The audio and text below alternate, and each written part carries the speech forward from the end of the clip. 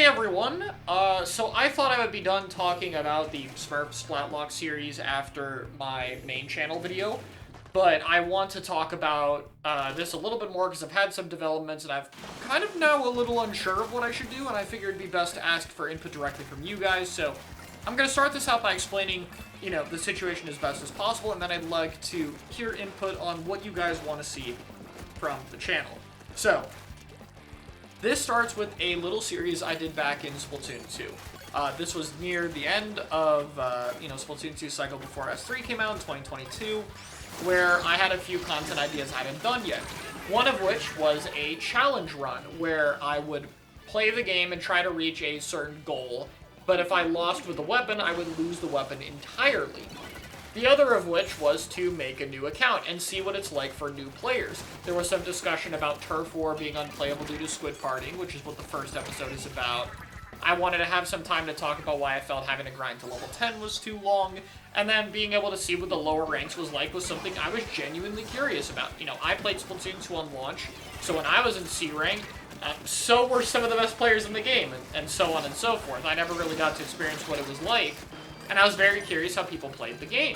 A lot of those episodes are genuinely my interest. I'm like, wow, everyone stands on tower. I didn't know that's how people played in those ranks. And I even used, some of my experience from those videos to talk about things. Like talking about Rainmaker checkpoints because I experienced how knockout heavy C rank Rainmaker was. It was very insightful to learn, how those ranks are played and what the devs might be thinking about. But, while the series was very popular, I felt like it had some flaws. There are two aspects of it, which was the smurfing part and the challenge part. As for the challenge part, it wasn't really much of a challenge. Just to get it off the bat, even with the threat of losing a weapon, getting to X rank without losing all of them, there's just so many weapons it wasn't a big deal. And that's something that I had planned to change going into the new series. It's something that I've been, anyone who's seen this stream so far would know, which is I changed it to, instead of losing a weapon, I would lose the entire weapon class. And because it is much easier to get X rank, and I thought I would be starting at B rank, more on that later, I thought it would be cool to extend the challenge to X rank 3000 North America. I never played NAX rank, so hey, that would give me the ability to do that without losing the JP region on my main account. Then I could go through the challenge, and it would be much harder with the, whole weapon class thing being a restriction. I thought that fixed the challenge portion. The other of which was, the Smurf portion. Being able to see what the ranks are nice for a little bit, but obviously I don't belong at those ranks. In Splatoon 2, they had a mechanic called rank skipping, which helped fix this problem quite a bit. It was very easy to skip ranks, and the natural matchmaking system of the game would make it that you would be placed with people with higher win rates.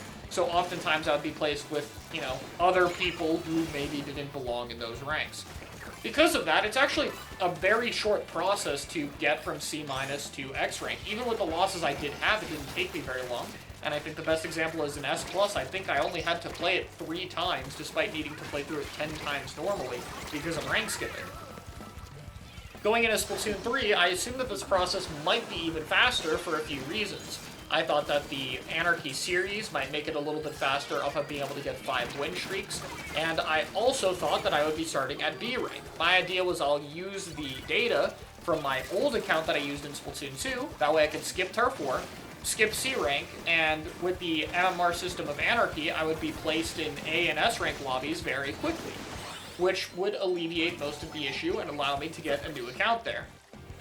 Of course, though, we've run into some problems. The first of which is that some kind of corruption thing seemed to have happened with my old data, because when I logged on to it in Splatoon 2, I was back in C rank. This means despite the fact that it registered my data as imported, I got thrown into C-, even though I got to skip Turf War, which I didn't even know was a thing that could happen. But I guess it is. I figured that anyone who had Splatoon 2 data would start at B-.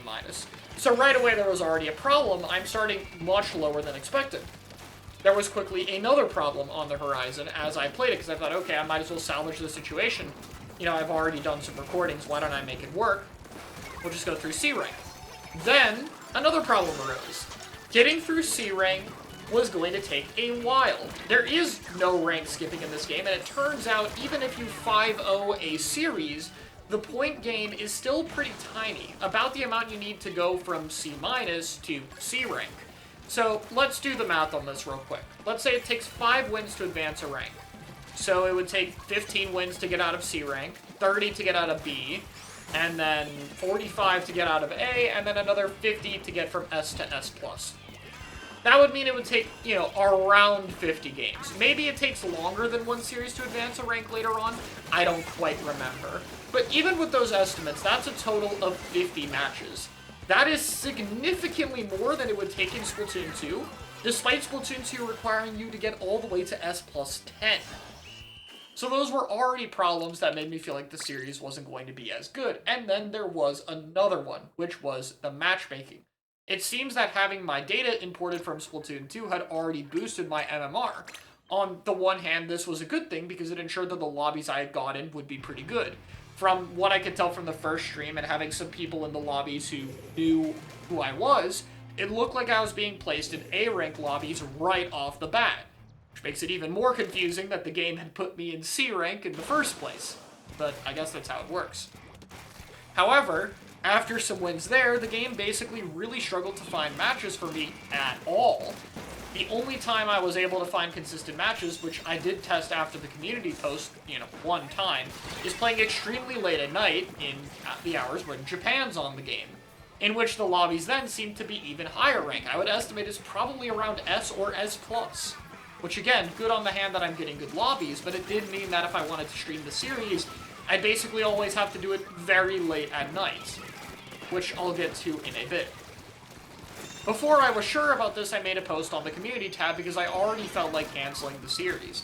I felt like the C rank problem and how long it would take to level up would make it way too much of hub stomping lower rank lobbies, which is the part I wanted to avoid.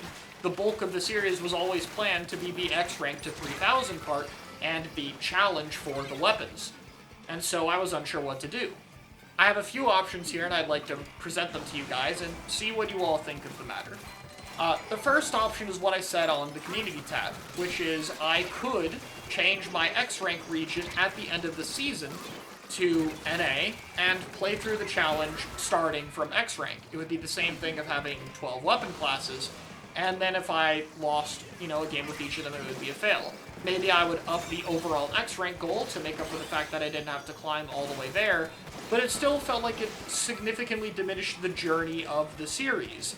I wouldn't really have to try and make gear creatively in any way, for instance. The other problem is that, you know, as a competitive player, X rank practice is quite important, and I play in JP X rank for a reason. It is significantly better practice. If I use my main account for this, I will lock myself out of that practice for 3 entire months. That's a big investment, and it's also a big part of the reason I chose to do a different account in the first place. If I wanted to have to do NA, I would have to do it that way. I could attempt to do Takaroka for the division, the JPX rank, but I'm unsure if that would really be possible, just given the difficulty of it is significantly higher. I felt like that would be a little bit, you know, not feasible for this challenge. The other option I have is that I could continue playing through it on the alt account late at night. This would ensure that the lobbies I'm getting would be as good as possible for series, since it seems like the MMR number you have takes priority over the rank you're on. However, it would basically be me playing through an extremely lengthy S+, just to get to X rank, rather than a gradual increase in the journey. It would at least allow me to try to level up gear and pick abilities and, you know, manage what weapons I buy and all that. But I would basically be locked to doing streams very late at night, and the experience would probably just be nowhere near as interesting as it was in Splatoon 2. Those are kind of the two options I have for the series, and in the community post, I leaned pretty heavily to the first one, which if I'm being honest is still the one I'm on. At the end of the day, combining these challenges, they are very different challenges. I was hoping Splatoon 3's system of starting at higher ranks, being more focused on MMR, and having higher potential to get points with solo carrying via medals and being able to 5-0, would make the rank up series faster or equal to Splatoon 2. But the problems I've had have drastically changed that. There's still a possibility of doing it that way, and frankly, it would probably be better for me as a competitive player to keep consistent access to the JP division of X rank. But I also think that it would be a much worse viewer experience and would also keep me stuck in lower ranks for far longer than I should be. Splatoon 2 had a good answer for that, Splatoon 3 just kind of doesn't.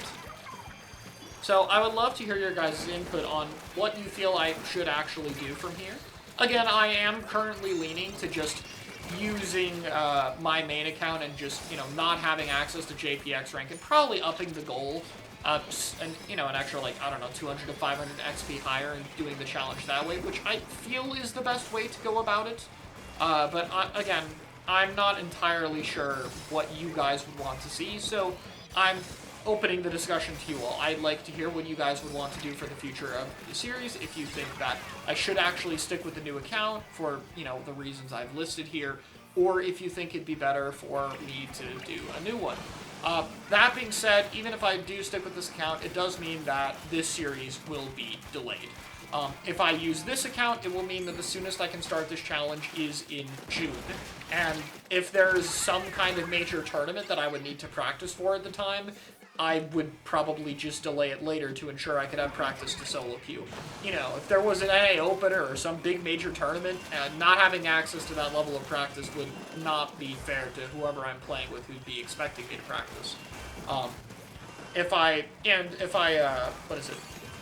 decide to continue the Smurf series, I would probably need to rethink the content for it, and it would definitely delay the next part of the episode. Especially because the first episode would have to explain all of this in a much better format, considering the intro that I recorded off-stream was very much geared to the challenge being around normally.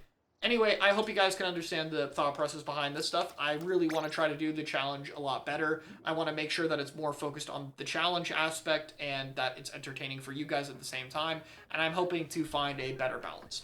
Any input from you guys is much appreciated. Be sure to upvote comments you agree about, and thank you all so much for watching.